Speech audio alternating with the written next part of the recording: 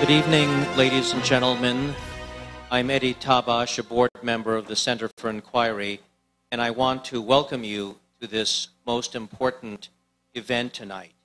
Whether you are a believer or a non-believer, in many ways, given the prevailing attitudes in the world, there cannot be a more important question to answer than, does God exist? And tonight, we are putting on a full-blown debate on that very topic.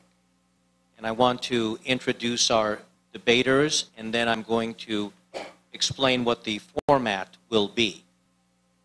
We also ask that during the debate there be no shouting out or interruption, and that everybody, regardless of the side they're on, exercise a bit of discipline, because our debaters need to focus and concentrate on this really topic of cosmic, literally, significance.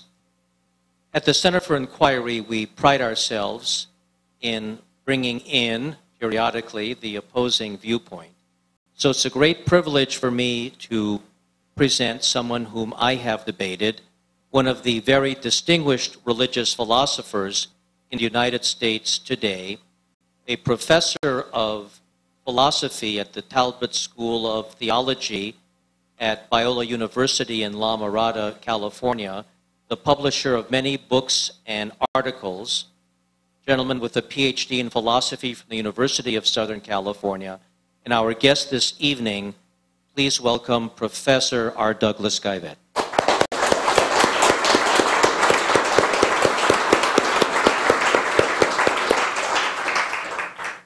And arguing that God does not exist will be our own John Shook, who is the Vice President of Education for the Center for Inquiry and runs our naturalism project. Dr. Shook was a professor of philosophy at the Oklahoma State University for 6 years. He is local to the Buffalo area and obtained his PhD in philosophy literally across the street at SUNY Buffalo. He is also the author of forthcoming books and the author of many articles where he defends the naturalistic point of view. For those of you who are regulars at CFI, he is no stranger. So please welcome on the debate platform tonight, Dr. John Shook.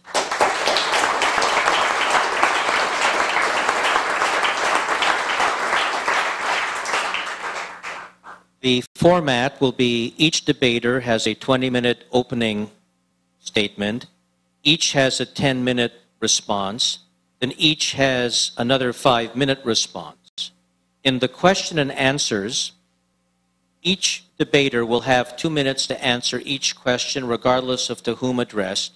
And we want to make sure that if you ask a question, you'll line up behind the microphone in the middle of the room so that we can record your question as well as the answer.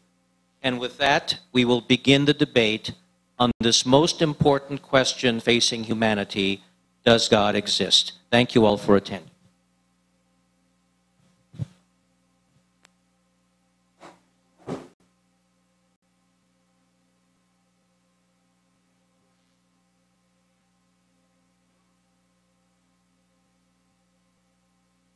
Well, we all know why we're here tonight, don't we? Someone in the audience might be thinking, well, I can tell you why I'm here tonight. I'm here to see them feed the Christian theists to the atheistic lions. That's why I took out a generous life insurance policy a few years ago to provide for my family. Well, I'm kidding, of course. I've enjoyed the warm hospitality of all those involved in organizing this event. John Shook, who was the one who first invited me to be here, thank you. Courtney Haney, who was greeting people on the way in, has been helping me with arrangements to get from California to here. And I thank her for her fantastic help with that and all the exciting paperwork. Courtney, thank you. And of course, my friend Eddie Tabash for being here to moderate. I was pleased to hear that he would be the one. I've met others who are involved. I met Derek, who was helping to set up. I had dinner with Tom Flynn, who was working with cameras. And I met Lauren just moments ago, who is doing the most important work of keeping us on schedule. Thank you all. Speaking of warm hospitality, it's hard for this Californian to continue thinking of Buffalo as the blizzard capital of the United States. There's about a one or two difference in degree in temperature between here in Buffalo and my home in Orange County, California. I suppose I need to stick around for about 3 months to be sure that there really are differences between our areas. But we're not here to talk about the weather. We're here for a debate. Our debate is about the comparative rationality of two different worldviews, mine and John Shook's. I'm the guy who believes in God. That makes me a theist. A cause theist. And I'll be presenting evidence in support of theism. Now here's what I mean by theism. Need a definition for starters? This is my definition for tonight. Theism is the view that there is a timeless, immaterial, personal being of great power and intelligence who created the universe and sustains it in existence. For short, I will call this being God. This is my position. Now, let me ask a question of the audience. Are there any here tonight who also believe in God? Okay, a smattering of people have come. Thank you for coming, and please don't leave. So my worldview is theism. What is John Shook's worldview? When he was introduced, Eddie mentioned that his view is naturalism. He is a scientific naturalist in that he places special emphasis on the role of science in knowing the things we know. On his view, we need a more or less scientific explanation for anything that we're entitled to believe. Now here's how he defines his own worldview. These are his words. Naturalism is a philosophy that says that the results of experience, reason, and science together tell us everything we need to know about reality. No further beliefs about the supernatural or the paranormal are justified or needed for a complete worldview of reality. Elsewhere he says, again quoting more briefly, naturalism is usually defined most briefly as the philosophical conclusion that the only reality is nature, as gradually discovered by our intelligence using the tools of experience, reason, and science. So, we're comparing these two worldviews, theism and naturalism, defined in these ways. There are other worldviews. Polytheism, pantheism, deism, something exotic called panentheism. But these will have to be discussed another time, perhaps by people who represent these views. Tonight our discussion is limited to our own two perspectives. Now how do you decide, when confronted with two alternatives, which worldview makes the most sense? How do you compare them? Well, first, think about the nature of a worldview. A worldview is a comprehensive view of reality, beginning with the most fundamental questions concerning human existence. Though worldviews differ, and they differ radically, they differ in how they answer the same questions. Questions like, why is there a universe? Why this universe and not some other universe? What does it mean to be human? What is the nature of moral responsibility? Do humans have the capacity of self-determination? Do they have free will? What about pain and suffering? What do they mean? Do they mean anything? Are they gratuitous? Now we ask these questions for a lot of reasons, but two important reasons especially. First, these questions are generated by deeply puzzling phenomena that we observe in the world in which we live. And second, these questions are existentially significant. They make a difference to how we view ourselves and to how we live our lives. This is a fundamentally humanistic concern, whatever your worldview happens to be. In order to compare theism and naturalism, we have then to consider the phenomena behind the questions. We should observe and describe these phenomena carefully, and then we need to ask this question: what is the best explanation for what we find? Or in this case, which explanation, the one offered by John Shook, naturalism, or my own explanation, the theistic hypothesis, makes the most sense in explaining these phenomena? Now, theism offers one kind of explanation. Scientific naturalism offers another kind of explanation. And I believe that the God hypothesis is actually more reasonable than naturalism. So let me turn to the first and most basic puzzle of human existence, the origin of the universe. Now, we find ourselves in a universe that apparently exploded into existence some 12, 13, 15, or possibly 20 billion years ago. This is the scientific consensus. We have empirical evidence for this sort of thing. And while there are scientists who are busy considering alternatives, the Big Bang cosmology is the reigning consensus. We have empirical evidence the universe had a beginning. Of course, it began a long time ago, billions and billions of years ago, but still a finite time ago. And that means that there was a first event in the history of the universe.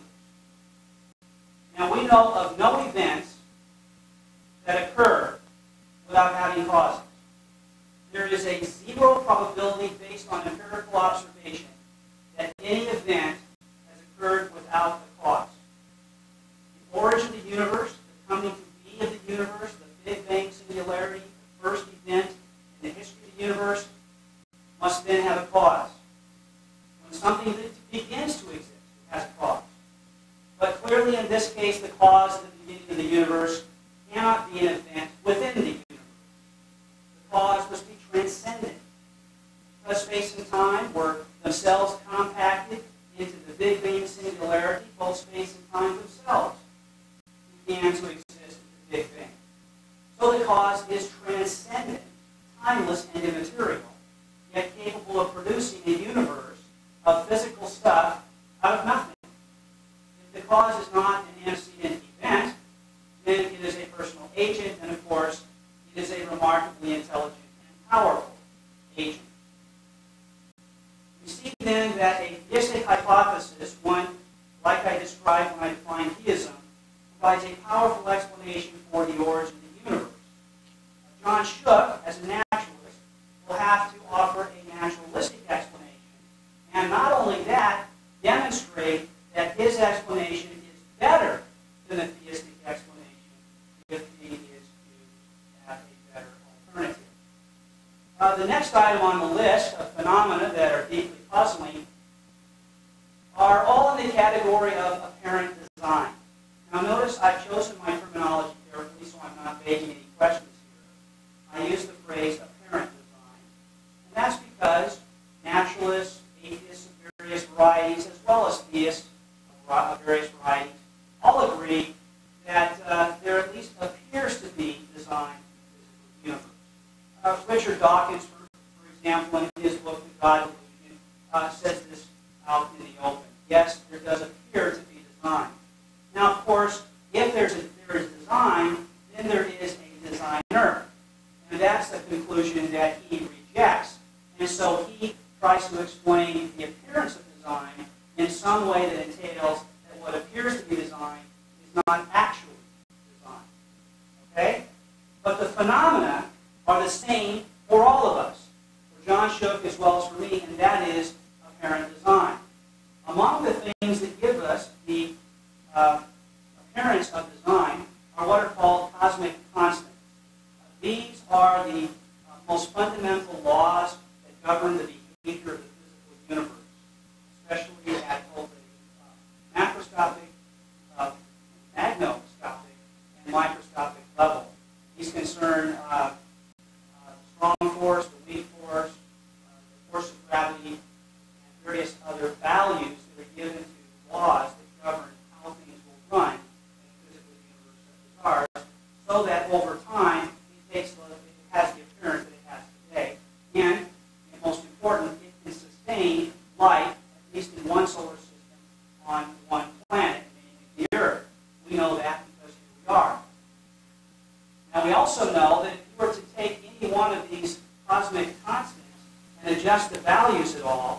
then you would skew things in such a way as to prevent the development of a universe that would be friendly to any kind of organic or biological system, including ourselves.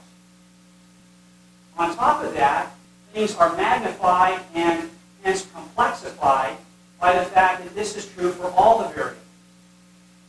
So if you start tinkering with not only one, but the next one and then the next one on your dials, either raising or lowering the values for their actual function in guiding the behavior of objects in the universe, things are going to be radically different.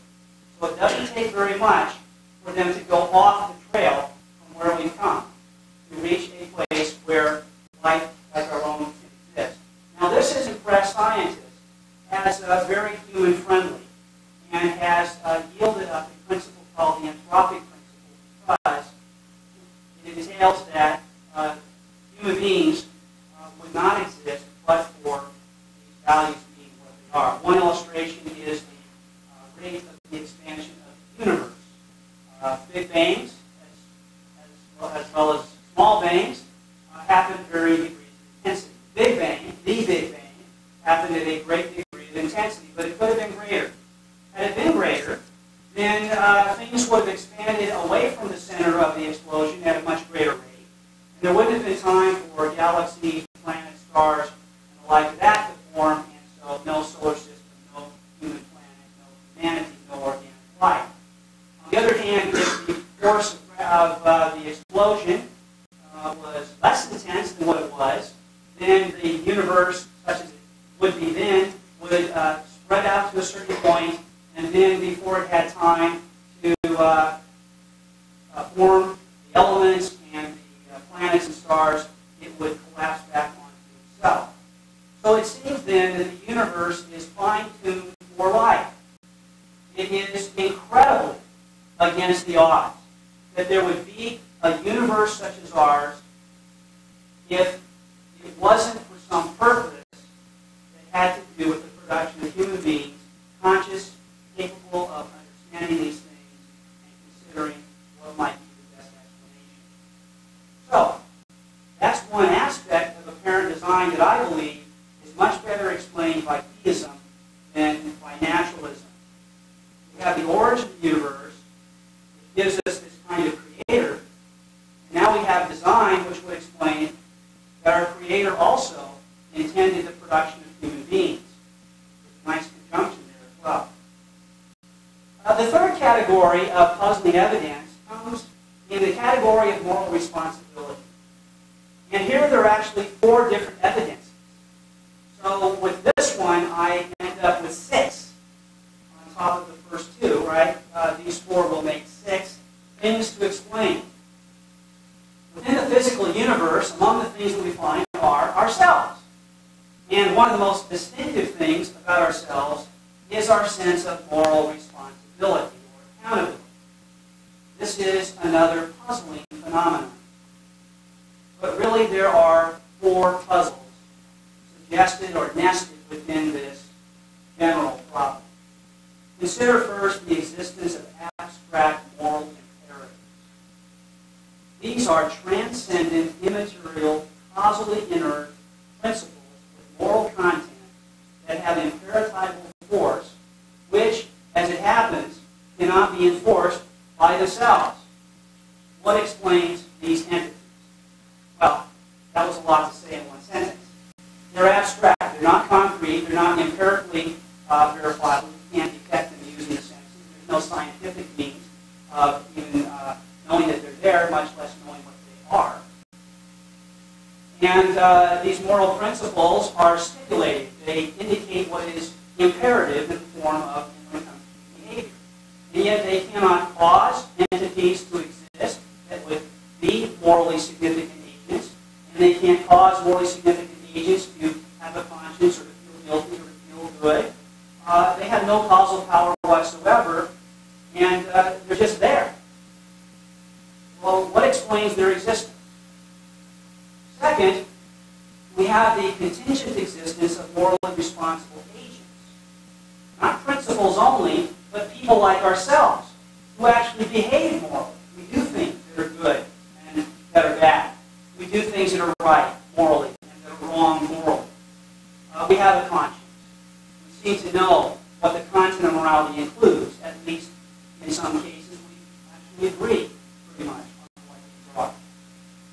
But why are there contingently existing personal agents in a physical universe that is not causally linked at all to these abstract moral principles? What a coincidence that is. Why should there be a universe that would just happen to turn up agents that come under the imperatival force of causally inert abstract objects? That's another problem. A third problem here is that we know the content of moral principles. And the question is, how do we know them? We don't know them scientifically.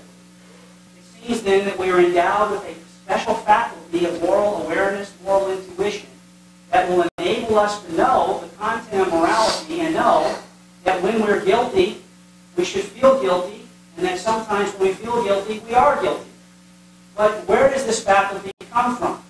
It's not turned up in a naturalistic way by physics or chemistry, and it seems purely accidental on such a naturalistic worldview. The fourth aspect of human freedom that creates problems for all of our worldviews is freedom of the will, without which there would be no such thing as moral responsibility. Why punish someone if he can't help doing what he does? You don't hold somebody morally responsible if he's not free. So we have to be free in order to act morally. Now, how do you account for freedom if you're a naturalist? Especially if you think that everything about our physical universe followed necessarily from antecedent physical states in accordance with the laws of nature. It seems then that everything that happens, including what seems like freedom, would not be free, but ultimately determined. Now, you can see the problems for naturalism here because I've noted them for you. How does theism solve the problems? Well, theism helps us see that these principles are not just abstract entities that aren't linked to anything else that's transcendent. They're linked to something else that's transcendent, namely a personal God. Second, it is the personal God who creates the contingent entities, such as ourselves, capable of moral behavior. Third, he endows us with the faculty to know the content of morality. And he endows us with freedom of will so that he can hold us responsible when we do what's wrong, or we can hold each other responsible. Now, these are various reasons to think that there is a God. These are reasons to support the theistic hypothesis. But this hypothesis now has to be compared with the naturalistic hypothesis. That is to say, these same basic questions arise for John Schucht's worldview. We now stand or sit and wait to hear his explanation as to how naturalism can solve this problem.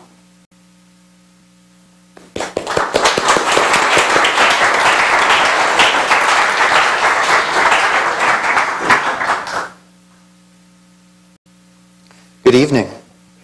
My thanks also go to Doug for coming and accepting my invitation so graciously. It's a wonderful delight to have you here, and I hope you find the experience as enjoyable as I am.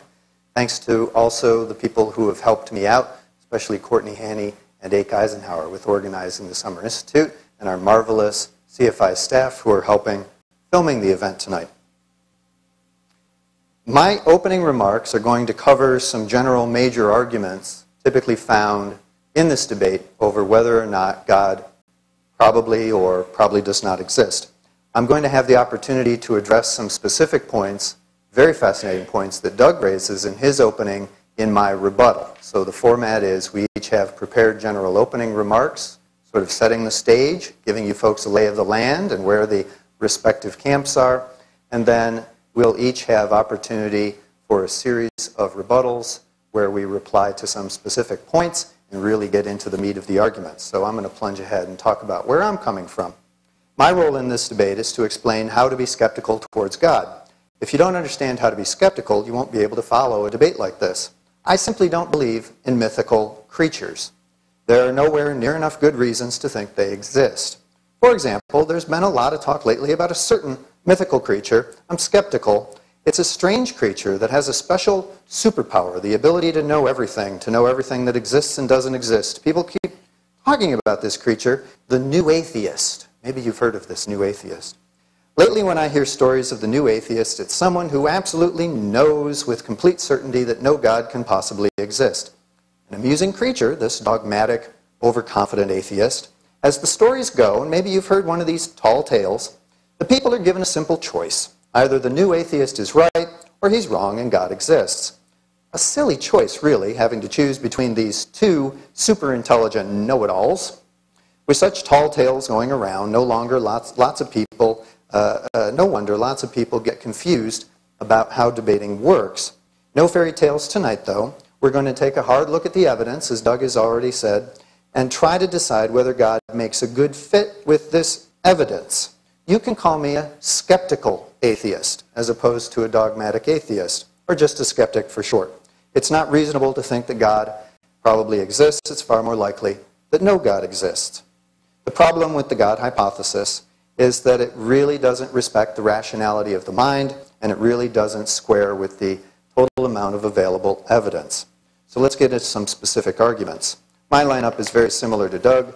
Theologians and atheists have been doing this for a while, so we kind of agree on what most of the major points are, so it's not surprising to have some convergence already, so let's get into it.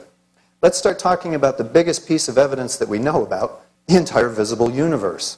Our question is whether or not a supernatural God is a good explanation for our universe. Now we can begin with a simple choice. Either there's nothing beyond this visible universe, or something beyond it does exist. We can see how the theologian thinks that there's something beyond our visible universe, and he thinks it should be called God. Actually, there probably is lots more natural universe out there beyond our visible universe. I don't think a theologian wants to call that extra nature God, though. In fact, the science of cosmology, which tries to understand the universe and the Big Bang, actually expects that there's probably lots more hidden universe that also exploded out of the same Big Bang, but we can't see it since it exploded off so fast in other directions that light from it will never, in fact, reach us. There's a visible universe, and then there's the total universe, and in fact, some cosmologists suggest that we are but 1/1,000,000th our visible universe of everything that came out of this Big Bang. All I'm saying is we have to be careful when we start talking about things that are beyond the universe. Which universe do you mean? The notion that there is a God beyond the universe seems reasonable if you already think that whatever caused the Big Bang is supernatural. But technically, such a cause would simply be super universal, since it came before our universe. But that doesn't automatically make it supernatural in any religious sense. Whatever caused the Big Bang, for example, could be natural instead. And for all we know, this extra nature might not have had a beginning itself. In other words, the hypothesis that a God must have been responsible for creating the universe in the Big Bang first requires knowing that it could have not been created by more nature behind and before our universe. We're into a little bit of a burden of proof. The problem is, however, that the amount of available evidence is actually relatively small. Now, we're talking about the visible universe, and that's big. But I think what we reach here is a sort of skeptical standoff.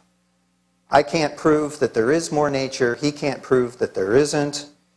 Science, of course, respects the rational principle that whatever had a beginning must have had a cause. And in fact, cosmologists are very busy trying to postulate what may have been around at the time of the Big Bang in order to cause it.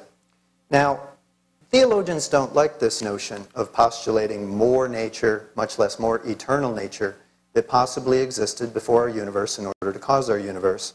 It's not science's job, really, to now declare that this has been proven. It has not been proven. We're in a region of philosophical and theological speculation. There is one argument commonly found today in arguments. Doug briefly sort of directly pointed at it. The notion that nature must have had a beginning. If you don't like calling it the Big Bang, if there was something before that, that must have had a beginning. There's this notion out there that whatever is natural must have had a beginning. And sometimes it uses the concept of infinity. The typical version of the argument goes, well, you know, if there really was this eternal nature, then you're asking us to believe in sort of, you know, an infinite amount of time that has passed until now, but no one can conceive of such a completed infinite series of events, so we have to throw out that hypothesis. Nature must have had a beginning. The problem with this argument is that it asks us to imagine a completed infinity. And that, of course, misuses the concept of infinity, because if you're actually succeeding in imagining a completed infinity, you're not imagining infinity. Infinity is that which cannot be completed. So the argument again results in a skeptical stalemate. Yes, the human mind boggles at infinities. Well, you know, the theologian's been offering us an infinite God for a while. My mind boggles at that too. So I think we have a sort of mutual mind-boggling skeptical standoff. And again, that supports my preference that, so far as we know, only nature exists, and for all we know, more nature exists before the Big Bang, and the theologian cannot come up with an argument to prove that that cannot be the case. Moving on to another argument, the fine-tuning argument. It's an up-to-date version of the old design argument for God. Whatever is intriguingly ordered and complex requires an intelligent designer. Some points have been mentioned by Doug about how certain physical constants and laws appear to be fine-tuned, and there is that appearance. We can agree on that. The problem is deciding exactly how important this is. You have to remember, though, while it's interesting that theology here is dependent upon science for its facts, and I wish that always were the case, while it is interesting that science is dependent on providing the facts upon which to build a theology, you have to remember that science, unlike religion, frequently is forced to revise and extend and alter its theories about, well, things at the cutting edge, like the Big Bang. You know, one of the problems with this fine-tuning argument is that it's so precariously based on current scientific knowledge of the laws of nature involved with the Big Bang. And I think we can expect scientific progress to change this understanding in a way that may not be as favorable to a theological argument here as we might have supposed. There's been much talk lately, for example, about the fine-tuned cosmological constant, perfectly balancing the vacuum energy density, permitting the universe to expand big enough to permit stars and planets and the sorts of things that we think are necessary for the existence of life in our universe. The problem, however, is that it might be the case that the universe's vacuum energy density is really a phenomenon caused or created by some other basic feature of the universe that we don't understand well. We're starting to see things like dark energy and dark matter appear. Quantum mechanics and quantum cosmology is altering our understanding of the Big Bang. This coincidence of fine-tuning the cosmological constant may disappear. It may turn out to, in fact, be a necessary feature of any universe that explodes in anything like the Big Bang. You also have to watch out for exaggerated probabilities, extreme chance-like things that happen that really only look very chancy because of the units of measurement that have been selected. Let me give you an example. Michael Jordan was a great basketball player. If he had only been 1 part in 10 to the 16th of a light year shorter, he would not have been so great a basketball player. Michael Jordan, caused by God. Well, the problem is that 1 part in 10 to the 16th of a light year is about a meter. Yeah, if Michael Jordan had only been 4 feet tall, he wouldn't have been so great a basketball player, but now the miracle has evaporated. It was just created by an arbitrary choice of unit of measurement. There are some intriguing constants that aren't just dissolvable by unit of measurement, but scientists there are recently discovering that some of these examples of incredible fine-tuning aren't so incredible. In fact, there may be as much as 15 to 20% wiggle room in the relative strengths of certain forces of nature, masses of subatomic particles, that could still permit the existence of stars and planets.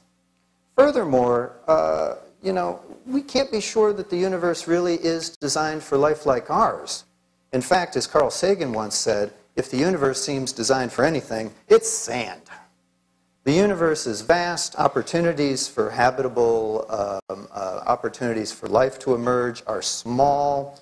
Once upon a time, the only planet we knew was Earth. It seemed uniquely special. Hey, we must be special. We don't look so special in the universe anymore. Life doesn't look so special in the universe anymore.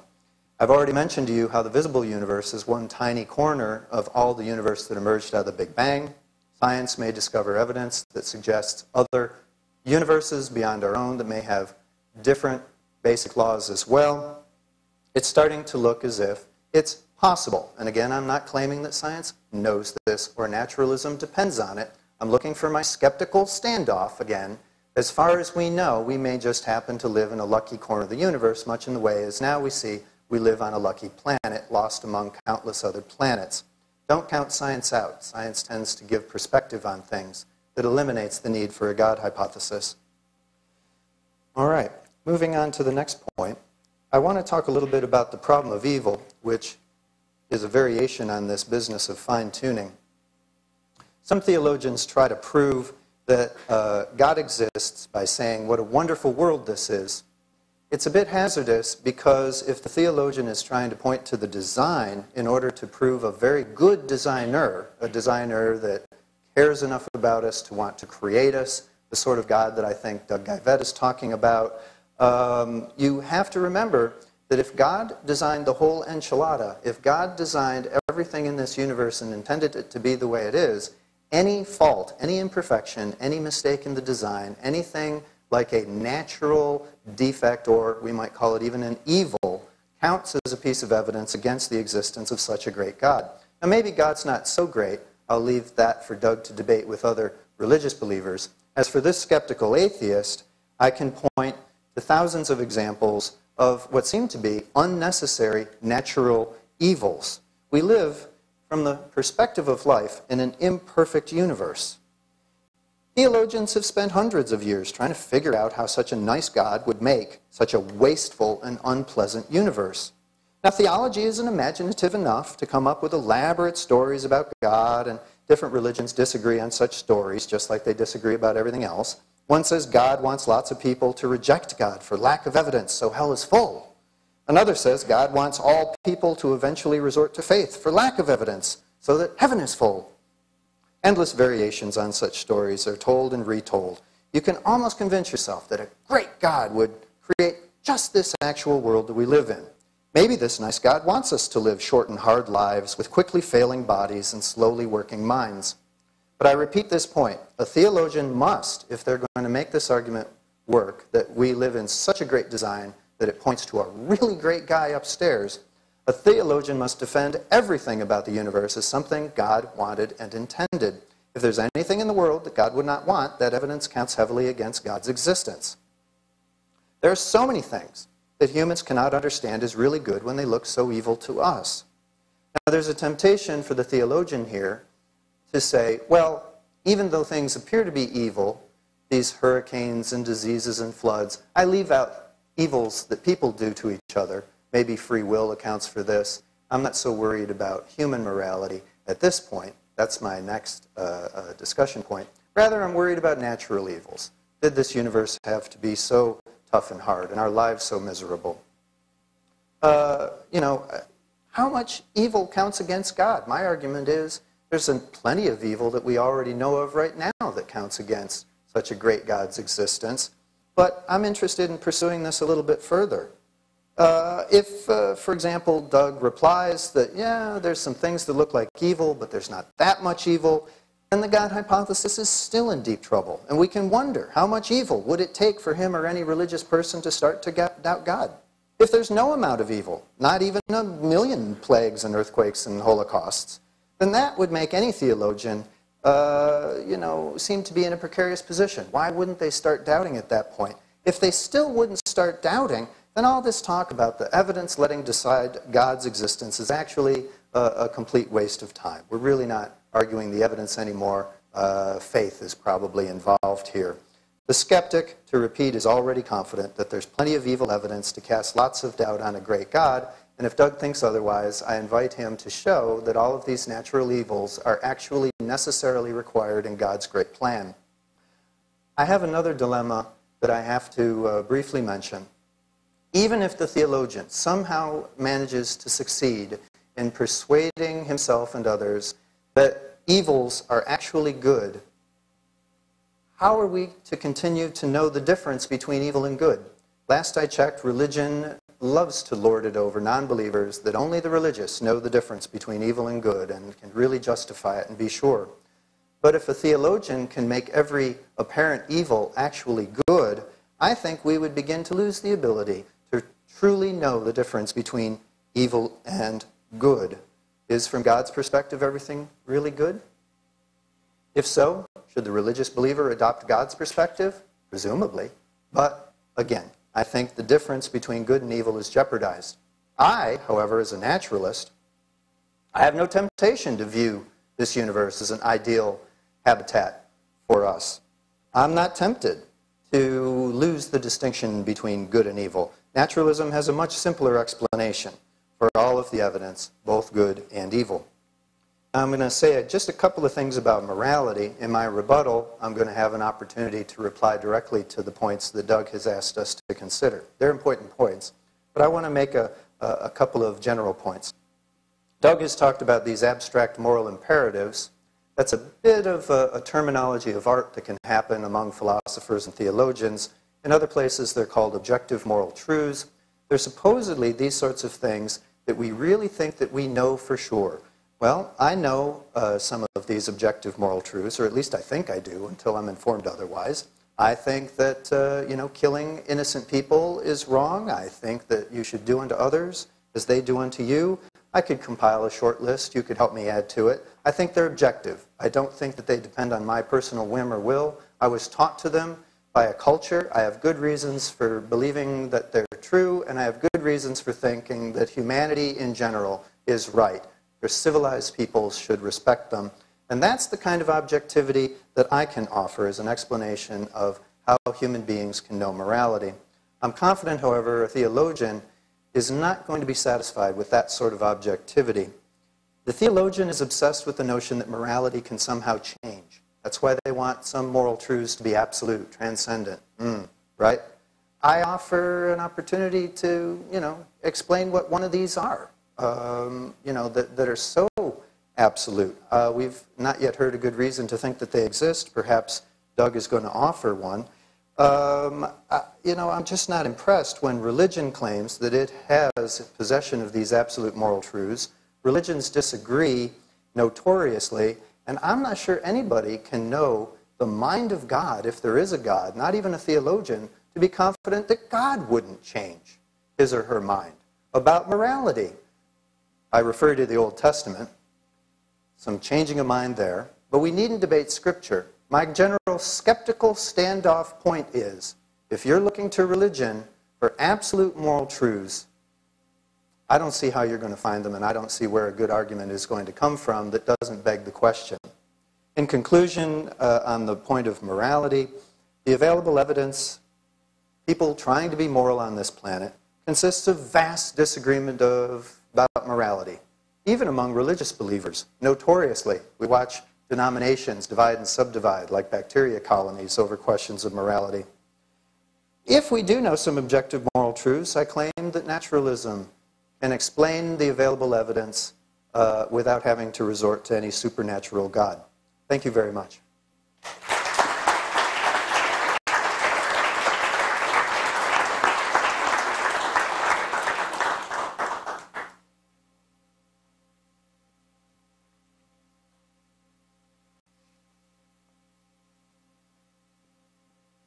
Okay, so I set a challenge for John, who is a naturalist, to explain the same range of phenomena that puzzle all of us, and to do it in a way that improves on the theistic explanation. He taught us in effect, how to be skeptical about God, and argued that there is no need to actually prove that God does not exist. Presumably, he thinks that he cannot prove that God does not exist, and that is an honest admission. That by itself does not mean that God does exist, of course.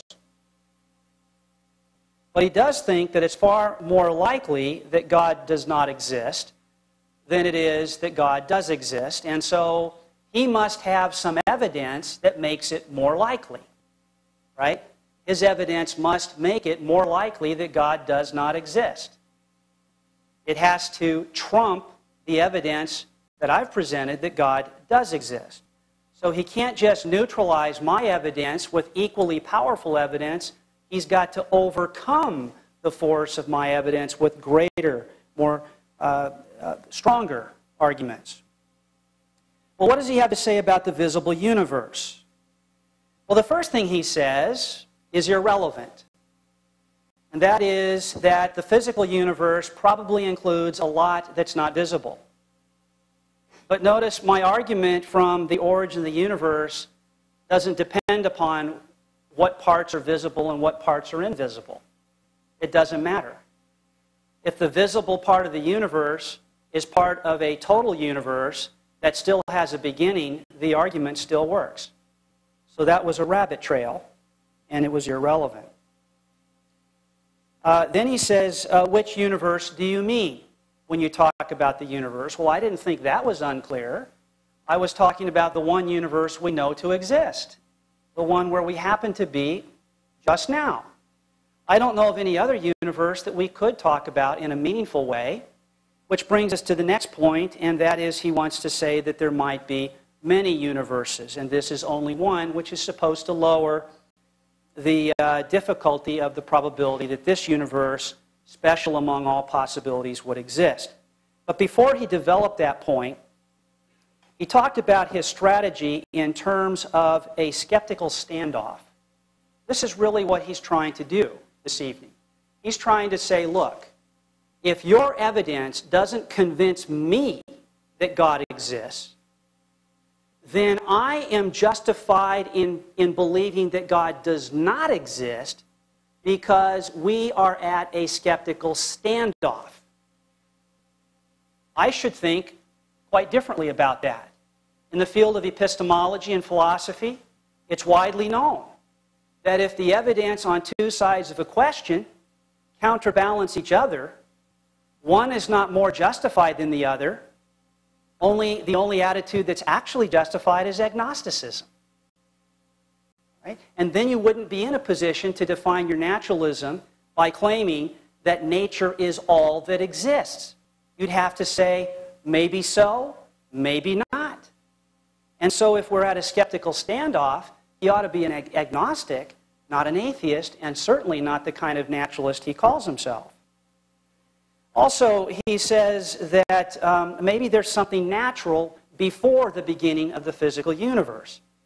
But remember, there is no before. This is why the Creator is timeless. Time itself comes to exist with the origin of the universe. That's part of what we know or believe with justification from science.